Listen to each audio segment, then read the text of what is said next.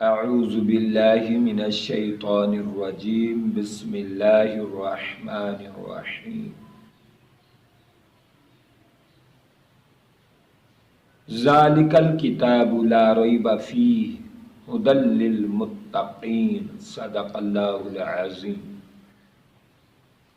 اللہم صلی علی سیدنا و مولانا محمد وعلی آل سیدنا و اصحاب سیدنا و مولانا محمد وبارک وسلم وصلو علیہ۔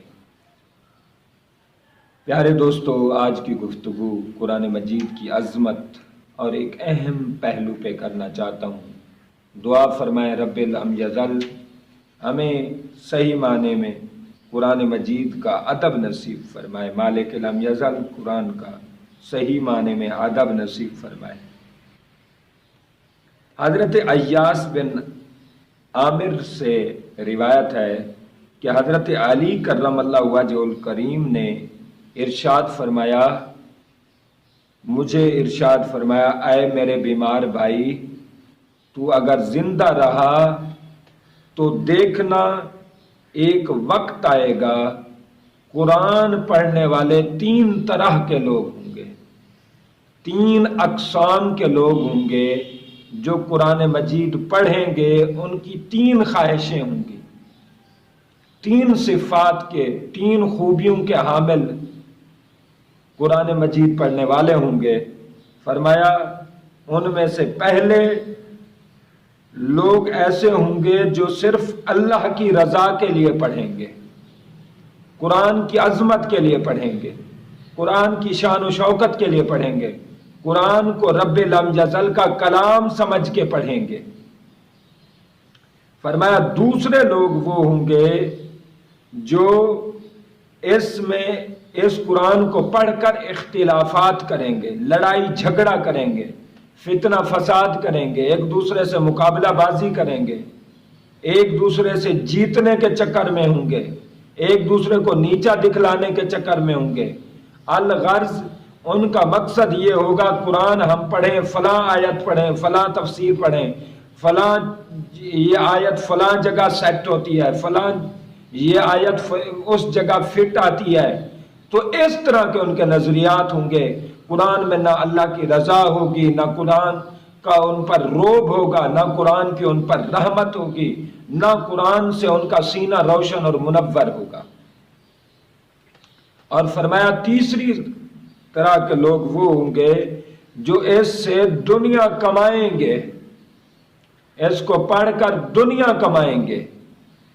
میرے آقا علیہ الصلوۃ والسلام کی ایک حدیث پاک ہے،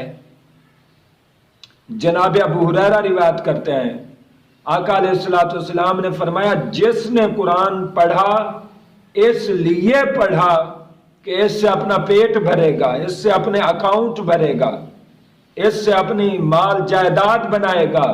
فرمایا قیامت والے دن وہ جب اللہ کے حضور حاضر ہوگا، اس کے چہرے پر ہڈیاں ہوں گی، خون نہیں ہوگا، اس کے چہرے پر ہڈیاں ہوں گی، گوشت نہیں ہوگا۔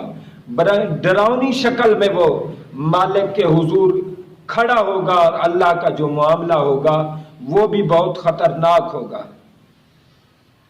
تو قرآن کمائی کے لیے نہیں آیا، قرآن کمائی کے لیے نہیں آیا۔ حضرت ابی بن کعب رضی اللہ تعالیٰ عنہ فرماتے ہیں، یہ مختلف روایتوں میں آیا ہے، ابن ماجہ میں بھی آئی ہے حدیث پاک، بہقی شریف میں بھی آئی ہے، یہ حدیث کثرت کے ساتھ مختلف کتابوں میں یہ حدیث پاک آئی ہے، دہلمی میں بھی یہ حدیث پاک آئی ہے۔ الغرض مختلف الفاظ کے ساتھ یہ حدیث پاک آئی ہے۔ حضرت ابی بن کعب رضی اللہ تعالیٰ عنہ فرماتے ہیں کہ میں ایک آدمی آیا، اس نے کہا میں جناب آپ سے قرآن پڑھنا چاہتا ہوں۔ حضرت ابی بن کعب رضی اللہ تعالیٰ عنہ بہت بڑے قاری ہیں، ان سے بڑا قاری کوئی نہیں تھا، بہت بڑے قاری تھے۔ تو وہ آدمی آیا، اس نے کہا میں جناب آپ سے قرآن سیکھنا چاہتا ہوں۔ حضرت ابی بن کعب رضی اللہ تعالیٰ عنہ نے قرآن پاک سکھایا۔ جب وہ پڑھ گیا 30 سپارے اس نے سیکھ لیے، پڑھ لیے، تلاوت کر لیے، ختم پاک کر لیا، تو اس کے دل میں خواہش آئی کہ میں کیوں نہ ہو اپنے استاد کی خدمت کروں، میں حضرت ابی بن کعب کو کوئی تحفہ لا کر دوں۔ تو وہ ایک قمیص لے آئے، قمیض لے آئے اور آ کر انہوں نے گفٹ کر دی حضرت ابی بن کعب رضی اللہ تعالیٰ عنہ کو، اپنے استاد کو۔ تو حضرت ابی بن کعب رضی اللہ تعالیٰ عنہ نے یہ گفٹ اٹھائی، اور ایک روایت میں آتا ہے کہ وہ آقا علیہ الصلوۃ والسلام کے پاس کچھ احباب بیٹھے ہوئے تھے۔ حضور علیہ الصلوۃ والسلام نے فرمایا جو لوگ قرآن پڑھے ہوئے نہیں ہیں ان کو قرآن پڑھے ہوئے لوگ قرآن سکھائیں۔ حضرت ابی بن کعب رضی اللہ تعالیٰ عنہ فرماتے ہیں کہ آقا علیہ الصلوۃ والسلام نے مجھے ایک بندہ دیا اور کہا کہ یہ اپنے گھر لے جاؤ، اس کو قرآن سکھاؤ، قرآن مجید کی اس کو تعلیم دو۔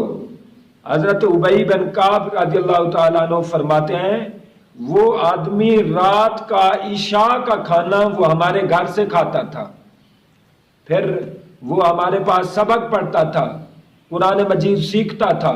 قرآن مجید سیکھ کر جب اس نے ختم کر لیا تو وہ ایک کمان لے کے آیا، تیر کمان، ایک کمان لے کے آیا جس میں لکڑی بہت پیاری لکڑی لگی ہوئی تھی، جو زبردست لکڑی لگی ہوئی تھی، لچک والی لکڑی لگی ہوئی تھی۔ تو میں وہ کمان لے کر صبح کو حضور علیہ الصلوۃ والسلام آپ کی خدمت میں حاضر ہو گیا۔ آپ صلی اللہ علیہ وسلم نے پوچھا، میں نے جا کر پوچھا یا رسول اللہ صلی اللہ علیہ وسلم آپ کا اس بارے میں کیا خیال ہے کہ میں نے جس کو قرآن سکھایا تھا وہ یہ تحفہ لایا ہے کہ قرآن کا مجھے تم نے سکھایا ہے، میں اس کا حق ادا کرنا چاہتا ہوں، آپ کی خدمت کرنا چاہتا ہوں۔ میرے آقا علیہ الصلوۃ والسلام نے فرمایا یہ انگارہ ہے، یہ کمان تیرے لیے انگارہ ہے، قرآن کمائی کا ذریعہ نہیں ہے۔ اور ایک حدیث میں آتا ہے آقا علیہ الصلوۃ والسلام نے فرمایا اس سے ابی بچو، یہ دین و دنیا خراب کر دینے والی چیز ہے۔ تو پیارے دوستو، آقا علیہ الصلوۃ والسلام قرآن کو فروغ دینا چاہتے ہیں۔ حضور علیہ الصلوۃ والسلام قرآن کو اعلیٰ معیار پر، قرآن جس مقصد کے لیے، مقصد ہدایت کے لیے آیا، ضابطہ حیات بن کے آیا، قانون حیات بن کے آیا، تو رب ذوالجلال کے پیارے نبی جیسے رب نے قرآن کو اتارا ویسے ہی قرآن کو رکھنا چاہتے ہیں۔ آج ہم دیکھیں یہ ہمارا کوئی ماحول بن چکا ہے، یہ ہم کس گھڑی میں آ چکے ہیں، کس وقت میں آ چکے ہیں۔ خیر القرون میں یہ مثالیں دیکھیں، خیر القرون میں آقا علیہ الصلوۃ والسلام کا پیارا زمانہ، والعصر والا زمانہ، جو پیارا زمانہ محبوب مکرم صلی اللہ علیہ وسلم کا ہے، ان میں لوگوں کا خیالات کیا ہیں، ان کے لوگوں میں حالات کیا ہیں۔ لوگ عشاء کا کھانا کھاتا تھا، وہ ایک کمان صرف لے کے آیا، ایک کمان لے کے آیا، اور اس پر بھی میرے آقا علیہ الصلوۃ والسلام نے ناراضگی کا اظہار فرمایا اور فرمایا یہ آگ ہے، اس کو پیچھے کرو اور اس کو واپس کرو۔ حضرت ابی بن کعب کہتے ہیں میں نے وہ واپس کر دی اور مجھے پھر سانس آئی۔ تو آپ اندازہ کریں، آج کا ماحول دیکھیں، آج ہم بغیر پیسے کے قرآن پڑھنا ہی نہیں چاہتے۔ ہماری نگاہیں پہ جو نعت خواں ہیں، جو نقیب ہیں، خطیب ہیں، الغرض قرآن کے ہی سارے دعوے دار ہیں، سارے قرآن کو ہی بیان کرتے ہیں۔ قرآن چونکہ ہائی سٹینڈرڈ بک ہے، ہر ایک کا مطمع نظر قرآن پاک ہے، لیکن آپ اندازہ کریں قرآن پاک ہم بغیر پیسے کے پڑھنا نہیں چاہتے، اور قرآن مجید جو پڑھ رہے ہوتے ہیں ادھر ادھر نگاہیں ہوتی ہیں کہ کوئی پیسہ دے، اور یہ اندازہ کریں کہ ان کے پاس تو کھانے کی چیزیں نہ ہوتی تھیں، ان کے پاس غربت زدہ دور تھا، اس وقت میں اتنی فراوانی نہیں تھی، اس وقت میں اتنی خوشحالی نہیں تھی، اس وقت میں ایک کمان قبول کرنا مصطفیٰ نے پسند نہ کیا۔ آج ہم دیکھیں جو بڑے بڑے قاری ہیں، جو بڑے بڑے اپنے آپ کو خطیب کہتے ہیں، دین کے ٹھیکیدار کہتے ہیں، دیندار کہتے ہیں اپنے آپ کو، اور سمجھتے ہیں ہم دین کی صبح شام خدمت کر رہے ہیں، دین کے لیے ہم سفر کر رہے ہیں، تم کس دین کے لیے سفر کر رہے ہو؟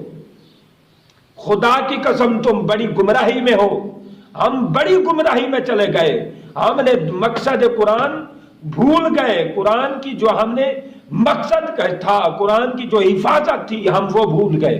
آج ہر چیز پیسے پہلے اکاؤنٹ میں ڈالیں، اور بڑی بڑی ان کی گاڑیاں بن چکی ہیں، بڑے بڑے ان کے پاس بنگلے ہیں، بڑی بڑی ان کے پاس جائیداد ہے، 10 نسلیں کھائیں پھر بھی یہ ختم نہیں ہوتا۔